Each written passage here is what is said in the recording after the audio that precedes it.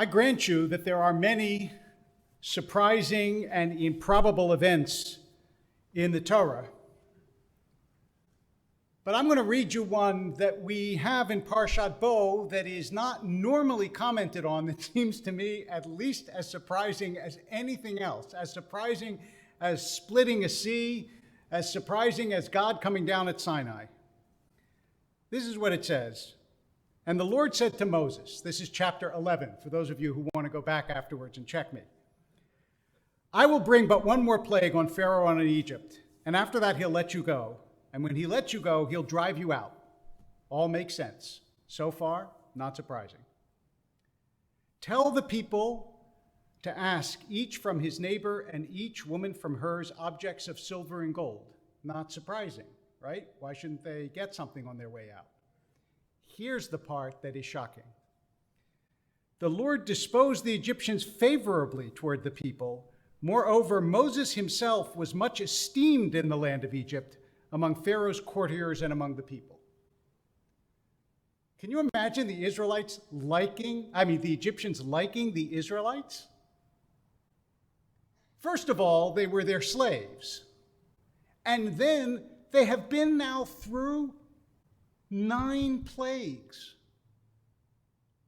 How could they like Moses? What does that mean, Moses was much esteemed? Moses must have been hated. How could the Egyptians possibly feel kindly towards the Israelites who had caused them so much grief? I mean, remember, the plagues were not easy. Blood, frogs, vermin, beasts, cattle disease, boils, hail, locusts, darkness. Oh, I like these people. They're lovely to have. Please come back sometime. That's shocking. And really, there's no explanation. It doesn't even say, although it says that God disposed them favorably, it doesn't say that about Moses. It just says Moses was much esteemed. And interestingly, by the way, it says among the people and Pharaoh's courtiers. It never says Pharaoh liked him very much, which I think is unsurprising. Pharaoh must have hated Moses. Samson Raphael Hirsch has a wonderful theory, a theory I like very much, although it's not my theory, and I'm going to give you a different one. But he says the reason that the Egyptians were willing to give the Israelites all these goods on their way out, because remember, among other things, you can't build a golden calf if you don't have some gold, right? And the Israelites didn't have any, so they must have built it from what they got from the Egyptians. But what Hirsch says is the last plague, remember, was darkness, choshech. And the Israelites could have snuck into all the Egyptians' houses and taken whatever they wanted because the Israelites didn't experience darkness, only the Egyptians did. But they didn't, and the Egyptians knew that, so they esteemed them for it, which is a very ingenious and nice explanation. You might ask, by the way, and I hope that you will, although I'm not going to give you the answer, you might ask, if it was dark for the Egyptians, why didn't they just light a fire? Right? It's the only plague that can be cured, if you think about it. You can't do anything about hail falling from the skies. You can't do anything about frogs emerging from the Nile. But you can do something about darkness. You just light a fire. It's a great question, has a wonderful answer. And those of you who are interested in the answer can go to the Jerusalem Post website and read my weekly Torah column where I give the answer to that question. But I'm not going to give it to you now because that way you have to read the weekly Torah column in the Jerusalem Post. Instead, I'm going to try to answer why the Egyptians liked the Israelites. At least a proposal. I'm going to assume that there is a break in time between the 2 sentences. That is, tell the people to borrow each from his neighbor and each woman from hers objects of silver and gold. And then Moses goes and does it. And then the Israelites do it. And then it says that the Egyptians looked at them favorably. We tend to despise people who are so weak that they can't stand up for themselves. This is a well-known psychological phenomenon. Owners come to despise their slaves. Why?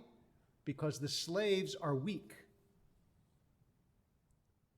And we tend to esteem people who stand up for themselves, even if we don't like it.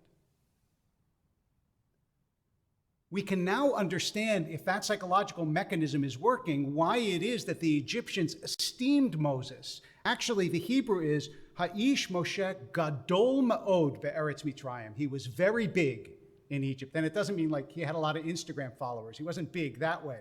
He was, in fact, a formidable figure because Moshe did not have the disposition of a slave. He had the disposition of a free person, and he stood before Pharaoh, and he had the courage of his convictions. The Israelites didn't until this moment.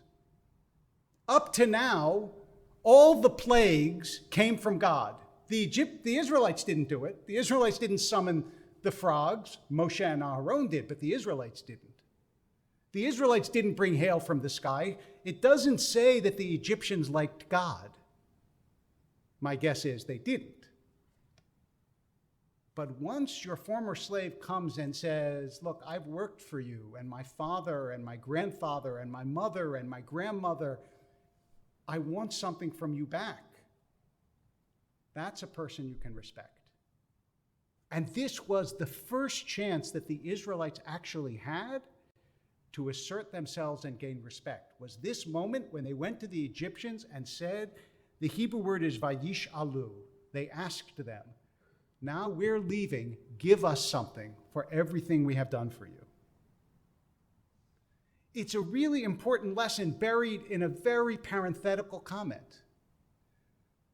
But if you ask yourself why the Egyptians esteemed them, it makes perfect sense for the comment to come here. They esteemed them right after the Israelites stood up for themselves. I think this is an important lesson from Jewish history. That in fact, when Jews have been too retiring, too meek, too self-effacing, too quiet, it hasn't gotten the acceptance and the respect of the society around them. And even though sometimes people don't like it when Jews are too demanding, too loud, too proud, too self-regarding, in those societies where that has been the case, we have gotten the esteem, if not always the liking, of people around us. The modern state of Israel has the esteem of its neighbors, even when they don't like it.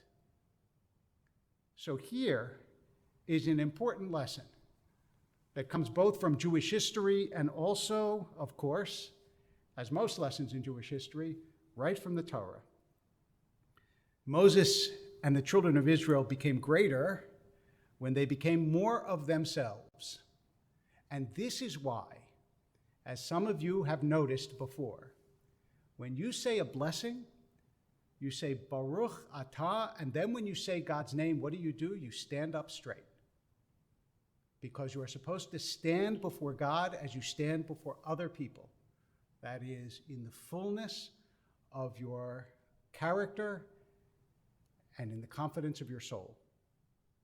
So with that, the Israelites are ready to leave Egypt and celebrate the Passover. And in about 2 months, so will we. Shabbat Shalom.